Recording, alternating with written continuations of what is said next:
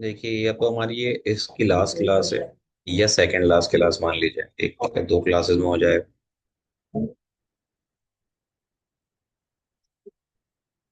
तो अगर हम जो बात कर रहे थे वो बात कर रहे थे हम कंपाउंड माइक्रोस्कोप।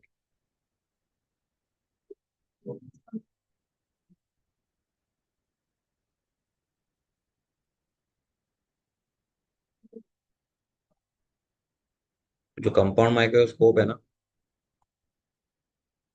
ये बेसिकली है क्या? कंपाउंड माइक्रोस्कोप, आप इसको बनाओगे कैसे मुझे नहीं पता आपने कैसे बनाया था, लेकिन इसका सही तरीका बताता हूँ मैं आपको। क्या आपको एक थोड़े कम अपर्चर का लेंस यहाँ बनाना है, जिसको आप ऑब्जेक्टिव लेंस बोलेंगे। और ये आंखों के करीब होता है, तो इसको बोलेंगे आई लेंस। ये थोड़ा बड़ा रखिएगा। दिस इज योर,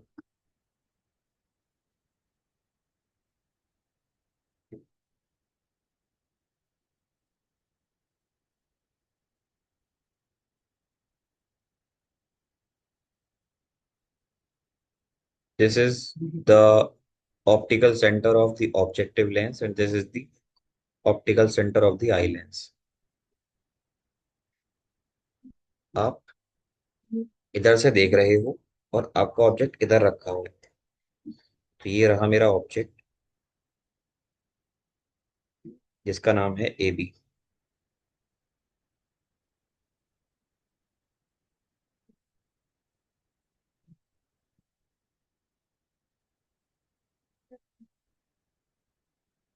रूल के ये स्ट्रेट जाएगी।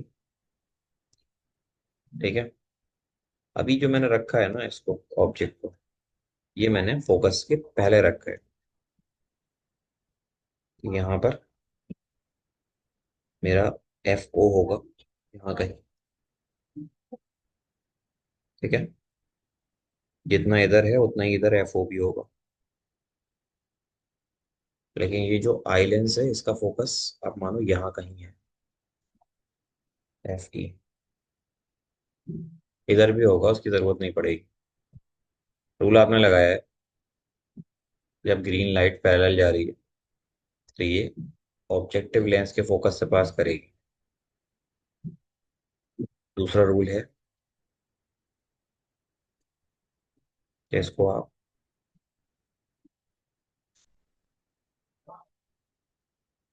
यहाँ से भेजिए और ये यहाँ कहीं पास करेगी। तो क्या होगा, अब ये इस तरह से एक इमेज बनेगी।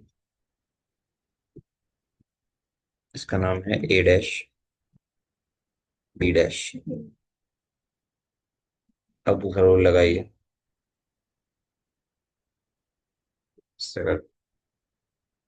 स्ट्रेट जाएगी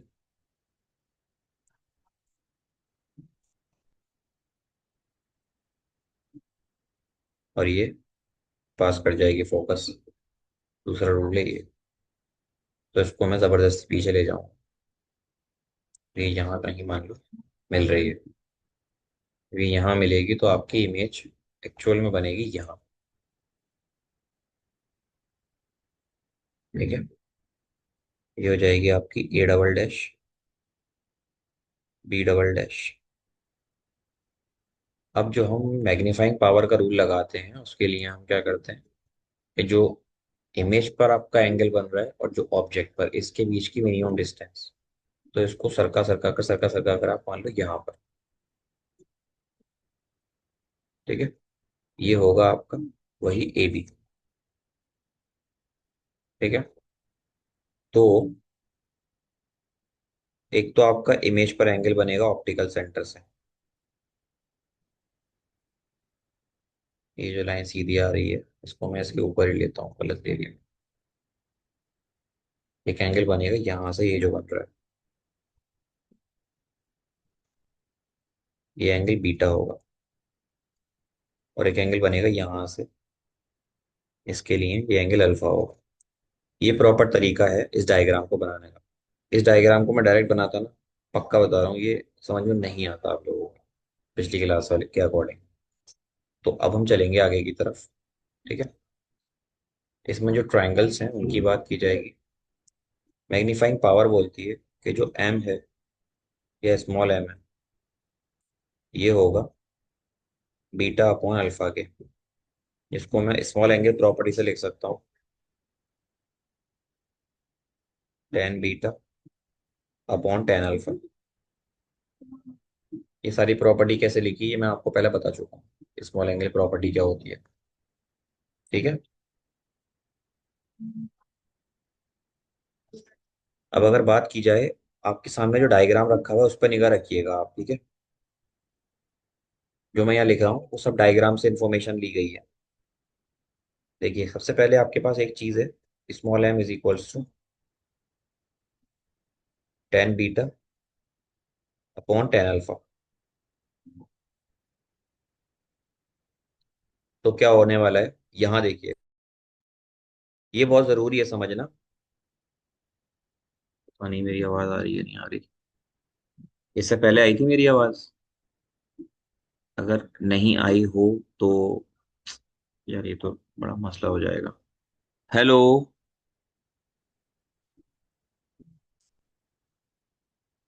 आ रही होगी।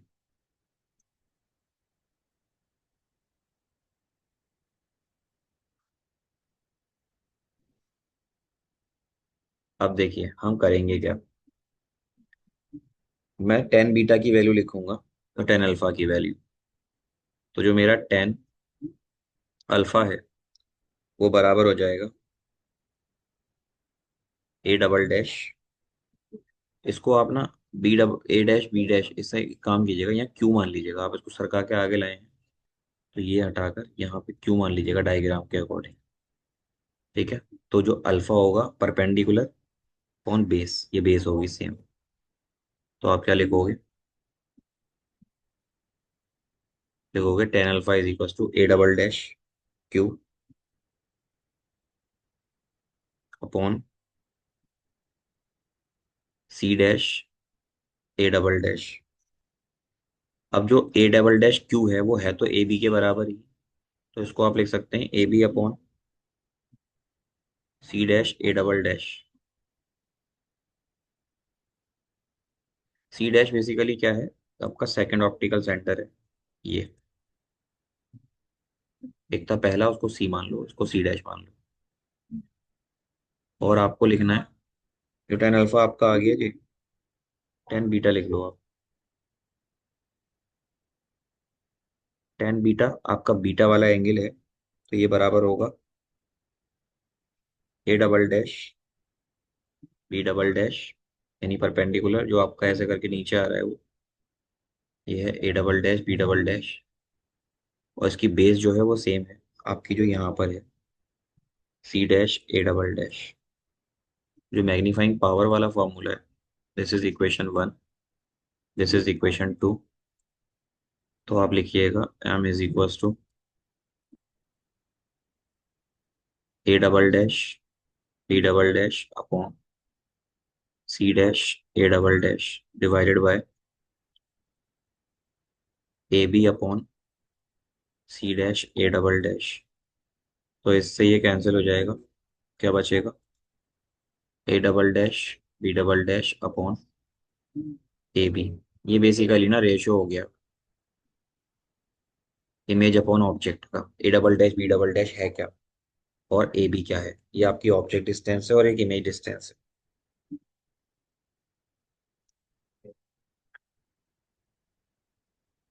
अब आप एक काम करो कि आप यहाँ पर ए डैश बी डैश से मल्टीप्लाई और ए डैश बी डैश से डिवाइड कर लो। सेम गिनती से कर सकते हैं हम। तो एम बराबर आ जाएगा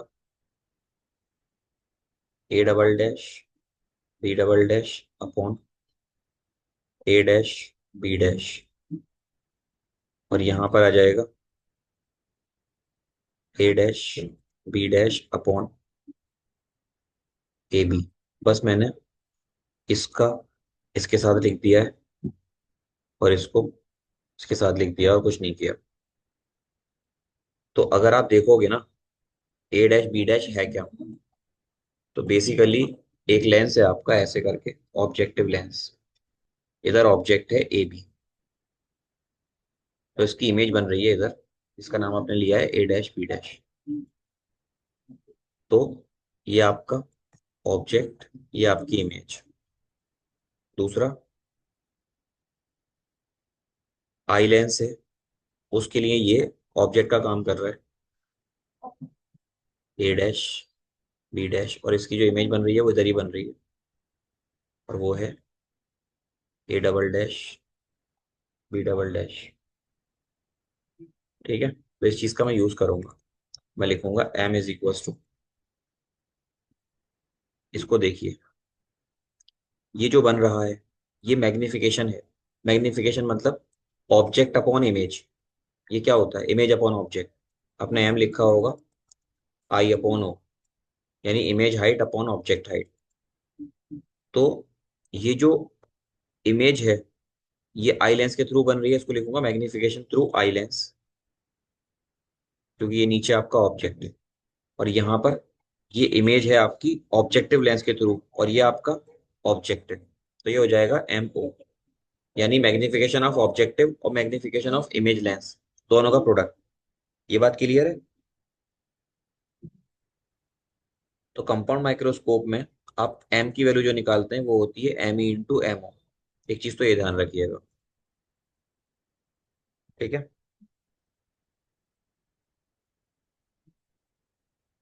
अब क्या करना है, कुछ चीजें हैं यहाँ पर, आप इसको एम की जो पुरानी वैल्यू है उससे भी रिलेट कर सकते हो। हम क्या करेंगे, एक एक करके फाइंड करेंगे चीजों को, to find what is the value of m o. M o की वैल्यू क्या होगी। तो जो मेरे पास ऑब्जेक्ट डिस्टेंस इमेज डिस्टेंस है ना, उनकी बात करते हैं। जो मेरे पास सी ए है, सी ए बेसिकली ऑब्जेक्टिव लेंस का सेंटर ऑफ कर्वेचर से लेकर के ऑब्जेक्ट तक की दूरी है, इसको मैं लिखूंगा माइनस यू ओ। और जो सी ए डैश है ये है इमेज, इमेज को मैं लिखूंगा वी नॉट। ठीक है,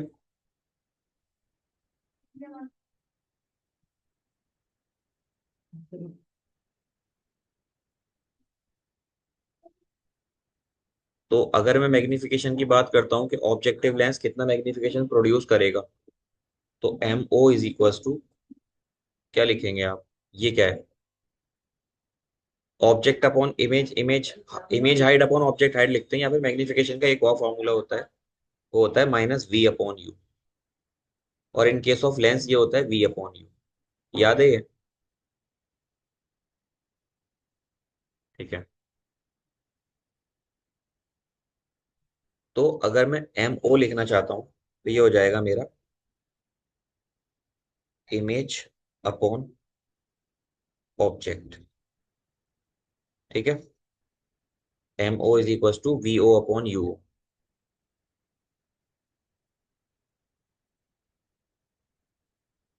अब हम फाइंड करेंगे, टू फाइंड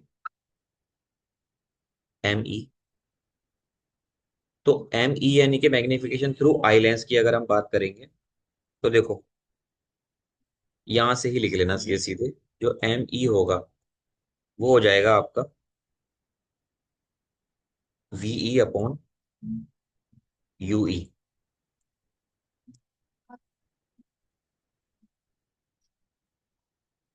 टॉयलेट आ रहा है।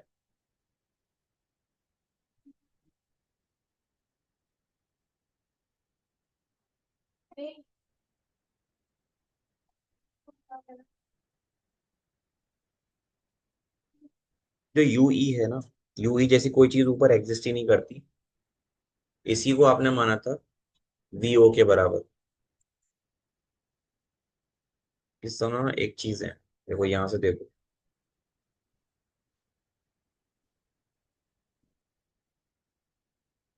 यहां से यहां तक ये है यूओ, ऑब्जेक्ट डिस्टेंस, और यहां से यहां तक ये है इमेज डिस्टेंस, यानी कि यू वीओ।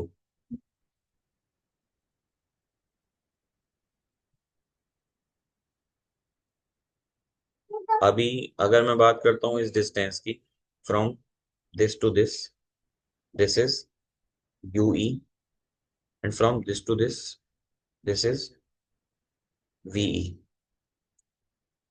ये चार चीजें हो गई, तो वो मैंने यहाँ लिखी है।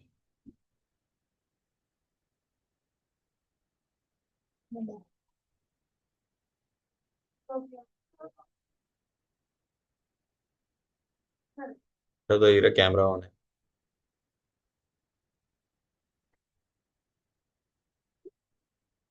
कितना टाइम लगेगा? हाँ, ½ एन आवर।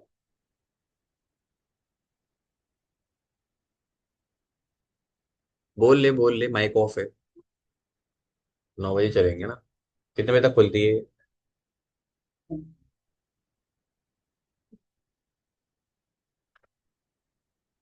अभी देखिए हमें क्या करना है। थिन लेंस फॉर्मूले के बारे में पढ़ा था आप लोगों ने, जब लेंस काफी थिन होता है तो फोकस या फोकल लेंथ काफी ज्यादा बड़ी होती है। तो मैं यहाँ पर एक पॉइंट लिखाता हूँ, thin lens formula for eye lens. Thin, और score from +91 9907430। Incoming voice call. Hello. जी हेलो। अच्छा हाँ बोलो। आ गए आप? कहाँ पे खड़े हो?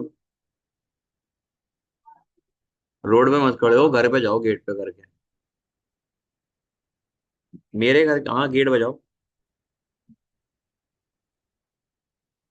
फिर 200 रुपए किस चीज के? शानू भाई से पूछना, 200 ही लेने।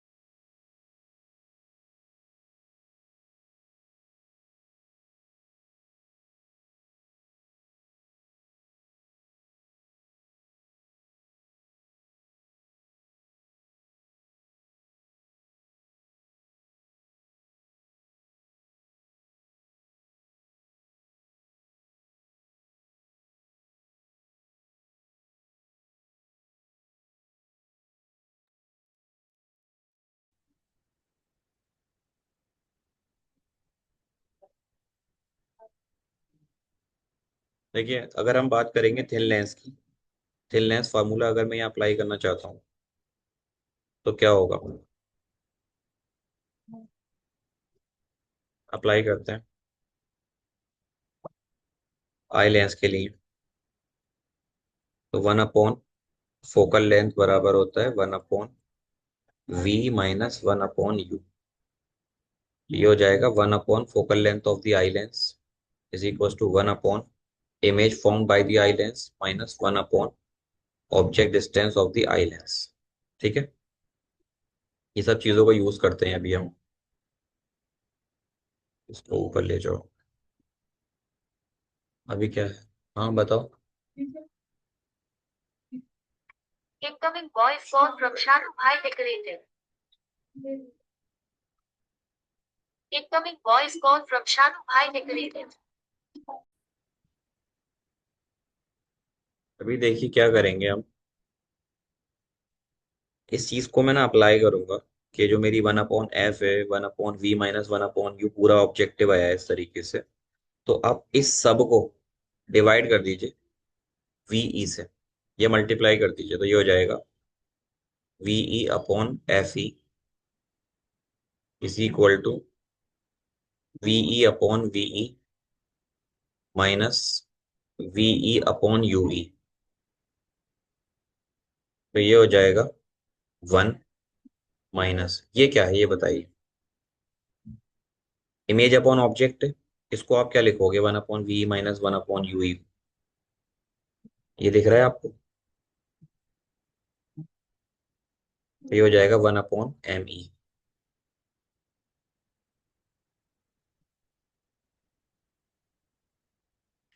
और ये हो जाएगा ve/f।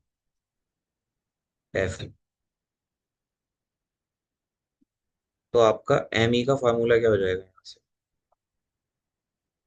सिर्फ me अगर लिखना है आप, वो हो जाएगा 1-ve/fe।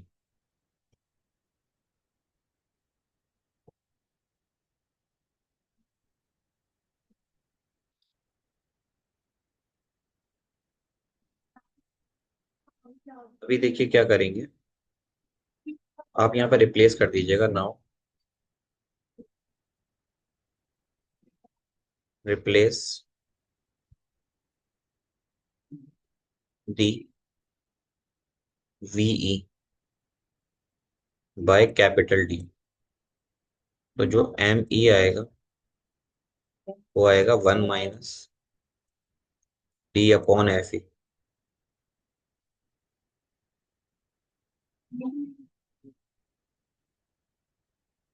बस ये एक चीज हो गई। और इसको मान लीजिएगा आप इक्वेशन नंबर 1। लेकिन इसमें एक चीज आप ध्यान रखिएगा, वो इम्पोर्टेंट है कि जो आप डी लोगे वो माइनस का डी लेना, तो ये प्लस का हो जाएगा फॉर्मूला आपका।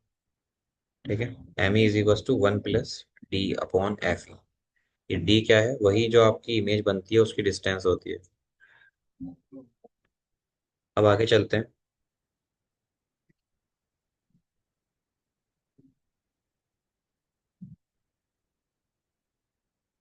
आपने लिखा था एम इज इक्वल टू होता है MO × ME। तो क्या करेंगे अब,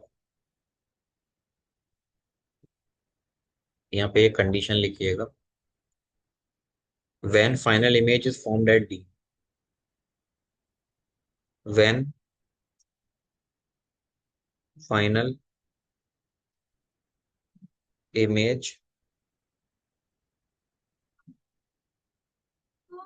इज फॉर्म्ड एट डी। जब आपकी इमेज डायरेक्टली जा करके डी पर बन जाएगी तब क्या होगा, एक फॉर्मूला ध्यान रखिएगा आप। Small m is equal to, this is VO/, ये जो MO है ना इसके लिए मैं लिख रहा हूँ, मॉड ले लीजिएगा इसको, माइनस का UO, 1 + d/f। ठीक है। ये फॉर्मूला ध्यान रखिएगा। या फिर आप प्लस में माइनस दोनों में लिख सकते हैं, ऑब्जेक्ट के ऊपर डिपेंड करता है आपका। You can write it as positive as well as negative. तो ये ऐसा लिख दीजिएगा, VO/, माइनस का, ऑब्जेक्ट हमेशा नेगेटिव होता है और उसको पॉजिटिव रखना है आपको, तो ये हो जाएगा 1 + d/f। जो M है वो हो जाएगा माइनस का VO/UO, 1 + d/f।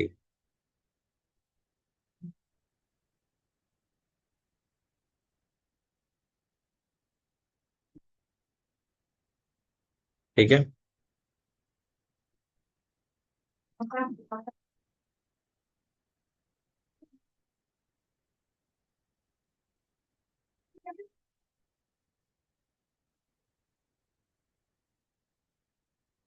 अब एक केस जैसा ही है, इस फॉर्मूले के साथ हम आगे चलते हैं।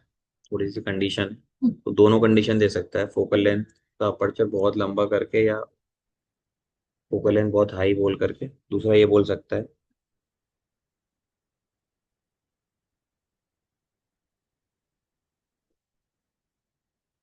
इन प्रैक्टिस या in practical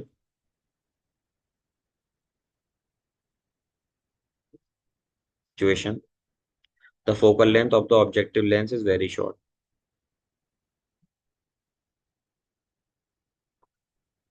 focal length of the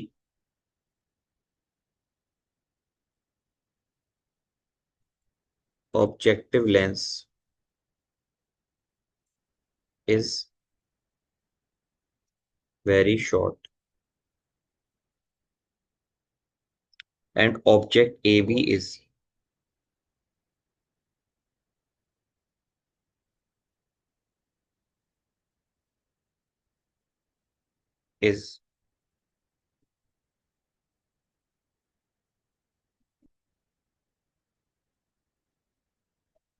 just placed outside the focus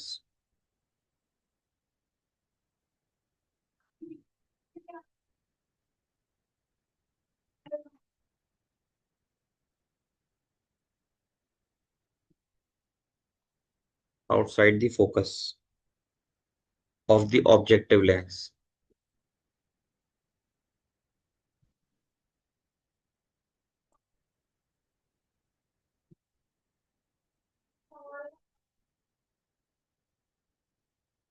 तो इस केस में आप लिखिएगा, देखिए, फोकल लेंथ जो ऑब्जेक्टिव लेंस की है वो काफी शॉर्ट है and the object a b is just place outside the focus, उसको फोकस के आउटसाइड रख रहे हैं आप। तो आपकी कंडीशन सारी चेंज हो जाएंगी। जो इमेज आपकी फोकस के बाद बन रही थी फोकस से पहले बनने लगेगी, तो यहाँ चीजें चेंज हो जाती हैं। लेकिन यहाँ पर कुछ चीजें हैं जो आप ध्यान रखिएगा, वो है कि जो आपका ऑब्जेक्ट है वो करीब करीब फोकस के पास ही आएगा, यानी यूओ एफ ओ के बराबर होगा। अब एस, एक चीज चेंज करने के साथ दूसरी चीज भी चेंज होगी। S focal length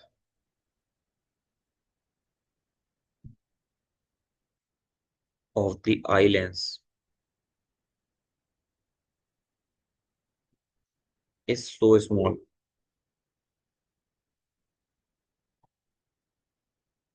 the distance of the image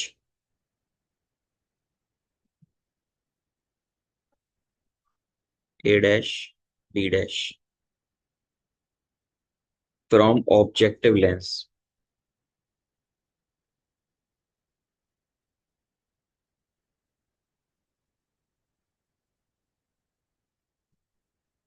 from the objective lens is nearly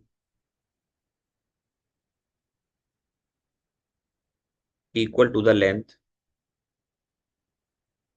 equal to the length of the tube।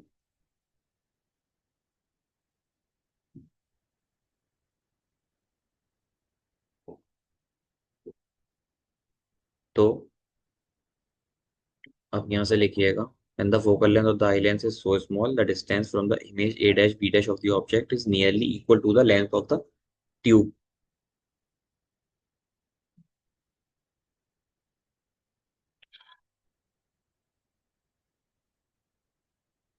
Tube का मतलब ऐसे करके आपका कंपाउंड लेंस होता है, ऐसे करके आप इसके अंदर ही प्लेस कर रहे होते हो।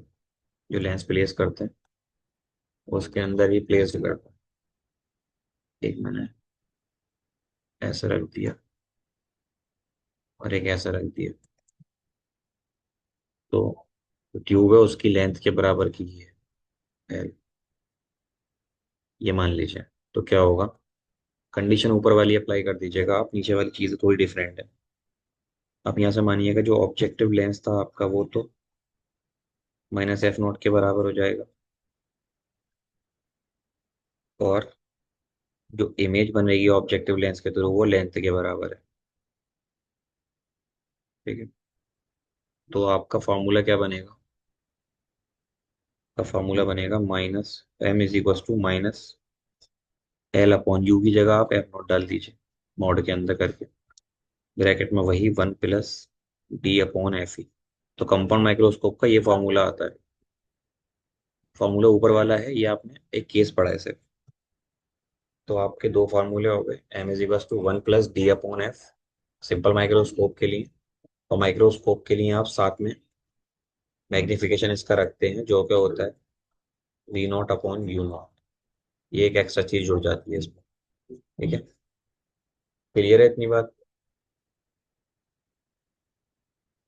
ठीक है, तो आप इसको नोट डाउन कर लीजिएगा, और एक छोटी सी क्लास और लेंगे टेलीस्कोप के ऊपर।